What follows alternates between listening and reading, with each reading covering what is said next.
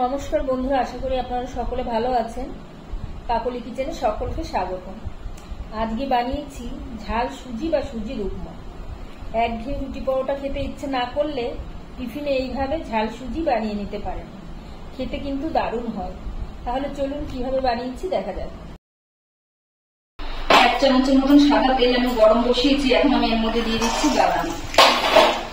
বাদামগুলোকে আমি প্রথমে ভেজে নেব। বাদামগুলো লাল লাল করে সুন্দর করে ভেজে নিয়েছি। এখন আমি বাদামগুলো তুলে নিচ্ছি।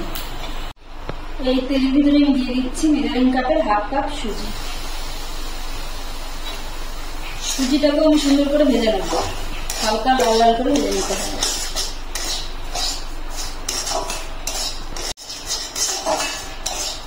সুজিটা আমি হালকা লাল লাল করে ভেজে নিয়েছি।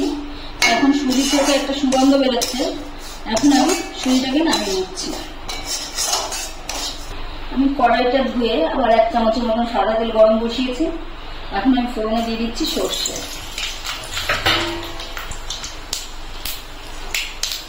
তারপরে দিয়ে দিচ্ছি কারি পাতা,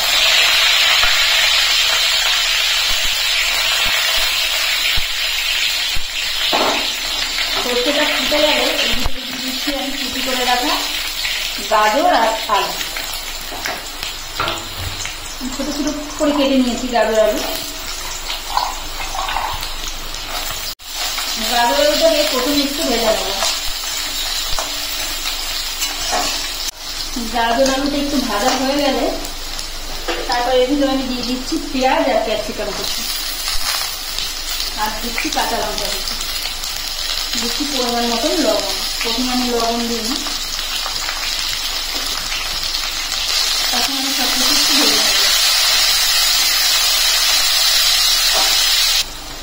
সবজিটা ভাজা হয়ে গেছে, আলু সেদ্ধ হয়ে গেছে, গাজরও সেদ্ধ হয়ে গেছে। গাজরটা একটু চেক করে নিন, গাজরও সেদ্ধ হয়ে গেছে। আপনারা চাইলে এখানে হলুদ দিতে পারেন, কিন্তু আমি সাদা সাদাই রাখবো, আমি হলুদ দিচ্ছি না। আমি এখন এর ভিতরে দিয়ে দিচ্ছি জল। 2 কাপ আমি জল নিলাম। 1 কাপ সুজি দিয়েছিলাম, 2 কাপ মেপে সুজি নিয়েছিলাম, আর 2 কাপ আমি জল দিয়ে দিলাম। এখন আমি এটাকে টকবক করে ফুটতে দেবো। ঝোলটা আমার টকবক করে ফুটে গেছে। এখন আমি এর ভিতরে দিয়ে দিচ্ছি সুজি।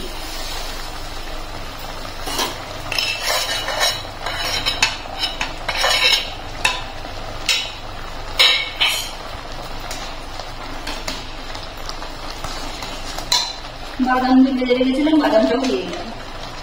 দিচ্ছি একটু চিনি। গ্যাসের ফ্লেমটা লোতে রেখে আমি একটু ঢেকে রাখবো 2-4 মিনিট।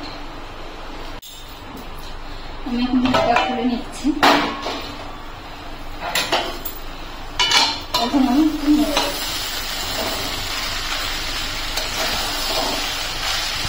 সুজি আমার সেদ্ধ হয়ে গেছে, সেটা একদম ঝুরঝুরেই হবে।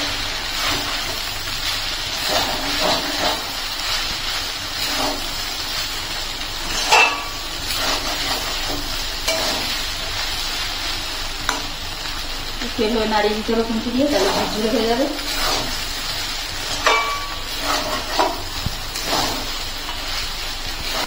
এখন আমি এর মধ্যে দিয়ে দিচ্ছি 1 চামচ ঘি।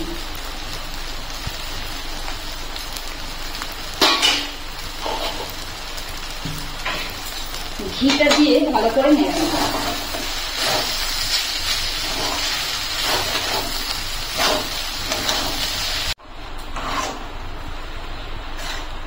সুজিটা আমার তৈরি হয়ে গেছে। দেখুন, খুন্তি দিয়ে একটু এরকম করে দিলে পুরো ঝুরঝুর হয়ে যাবে, আর দলা দলা মনে হবে না, পুরো ঝুরঝুরে হয়ে যাচ্ছে। এখন আমি নামানোর আগে দিয়ে দিচ্ছি একটু লেবুর রস। আমি এখন নাড়িয়ে চাড়িয়ে নামিয়ে নেব।